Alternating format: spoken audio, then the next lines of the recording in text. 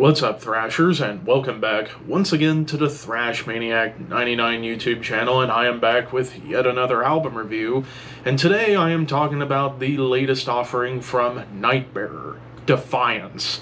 This also came out on Friday, June 13th. Oh god, Friday the 13th. This is actually my first review for the weekend, and this came out on Testimony Records, and this is the band's third studio full-length overall, and to no surprise, my first time checking this band out. So I looked up into the archives to see what was coming out on this weekend, and I saw this and saw the bands they were compared to. They were compared to bands like Dismember and Entomb. So for those who don't know, this is a German death metal band. I would say that's partially accurate because this album, I feel there's more than just old school death metal going on here. And, well, let's go ahead and talk about it. So after the really pretty acoustic intro, Dust, it goes straight into his Dark Materials. I initially thought I was bamboozled because the song starts off not really in a death metal way. It started off more of like a melodic death metal meets black metal kind of vibe. Like the tremolos were very blackened but very melodic, and the blast beats almost like Dissection a little bit. But then it does get a bit thrashier, but it still kind of had a bit of more of like that mellow death black metal fusion sound to it. The melodies were soaring, and then suddenly we get on to the old school death metal vibes. Tremolos, and of course that HM2 tone is on full display on this album, but I kind of like how this song sort of sets a bit of, it's kind of the pace setter for the album, because you get these like crazy transitions between like the more epic, somber, like mellow black death kind of vibe, and then into like straight up Dismember, Entombed, and Bloodbath Worship. But you get more melodies going on here, like a lot of dark melodies, drum grooves, and it just overall was a pretty damn solid song to get things rolling on this album. And then from there, the album's kind of all over the map, and it's in a good way, of course. Like, you get, of course, your classic staples of old school death metal, like nasty tremolos, blast beats, some chugging riffs. But man, I gotta say, the thing that really caught me off guard about this album were the harmonies and the melodies that this album had, almost to the point where I don't know if I could call this a straight up death metal album. I feel like this is maybe more of a melodic death metal album with classic death metal traits. Kind of like, say, like Black Dahlia Murder, only in this case it's like more soaring melodies and that old school Stockholm sound. But tracks like the title track start off with like eerie melodies, and then it unleashes into mellow death fury, kind of like At the Gates a little bit. But I gotta say, like, the choruses on a good chunk of this album are pretty big choruses with those melodic hooks, but they transition out of them nicely into like more hefty riffs. Hell, there's even moments across the board on the album I could picture a band like Soilwork doing, with how pretty some of these melodies get, and also the harmonies. And I also gotta say, the drum work on this album is pretty spectacular. Like, lots of thrashy beats, there's even some punky moments here, there's some cool like doom grooves, the turnovers are nice and flavorful. And then you even get into songs like One Church Overall, where it gets a little bit more sinister with the atmosphere, but it builds up nicely into more of like a doomy groove, kind of like a slower Wretched Fate or Gatecreeper song, but it has some nice chug to it. There's these really nasty crawling melodies happening.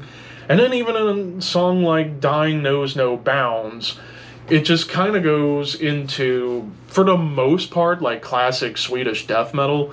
Like the opening, after the ambience kicks in, tremolos, sweeps, and blast beats that just scream old school death metal, and then it turns into like thrashy Swedish death, and even gets a bit punky. Again, another huge chorus, and then again those like harmonies and melodies that come together so nicely.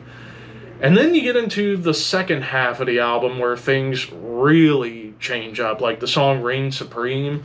It's, for the most part, I would say, like almost a death doom song because it's doomy, it's melodic, but you do get some like grooves and tremolo riffs to kind of break up the doominess. Even a breakdown, which is the only time on the album I would say there was a breakdown. Under the Sun of War just kind of goes again for like building up nicely with drums and guitar melodies, some doomy riffs before you get like blazing fast double bass and tremolos on top. And then we get into probably the big standout on here, Ascension. Almost 10 minutes. You get, basically on this song, you get basically everything about this album.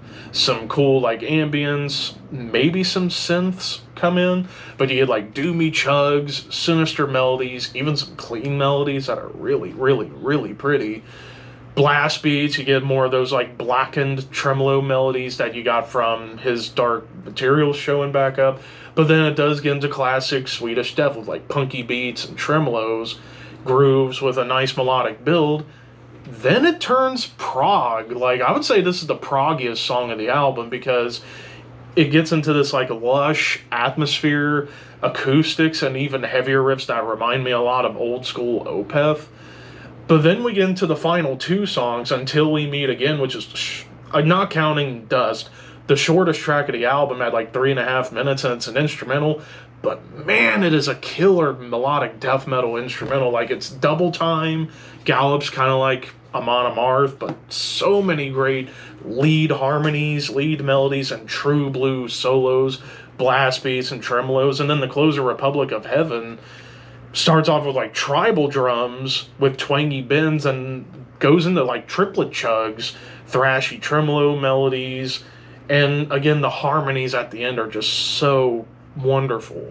Like, this album, like I said, when it comes down to with the harmonies and the melodies, that was the thing that caught me off guard about this album. And I just love a lot of the transitions felt very smooth, except for a couple. I would say his Dark Materials, it was a bit jagged at times, but for the most part, these transitions were well, and the lead work. Like, first half of the album, it was more like lead melodies, but then especially when you get into the final four songs, Under the Sign of War, or the Son of War, Ascension, Until We Meet Again, and Republic of Heaven, awesome true blues solos. Now, as far as any negatives go on this album, I do have a couple of takeaways on this album. Mainly, some of the transitions could have been a little bit smoother, and the ending of Under the Sun of War, just when feels like it was building up to like a cool fade out, it just cuts off.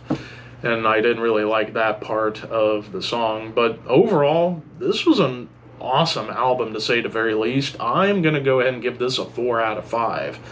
This really surprised me. I was expecting like old school Swedish death metal, considering this band's compared to some of those bands, but I got that and a lot more than I thought. So if you are into Dismember, Entombed, but also like At the Gates, Soilwork, maybe even a little Dissection, check this out. But of course, those are just my opinions. What did you guys think? Let me know in the comments below. Don't forget to like, comment, share, subscribe, all that fun stuff. But until next time, thank you for watching. Keep your horns high and your dreams wet.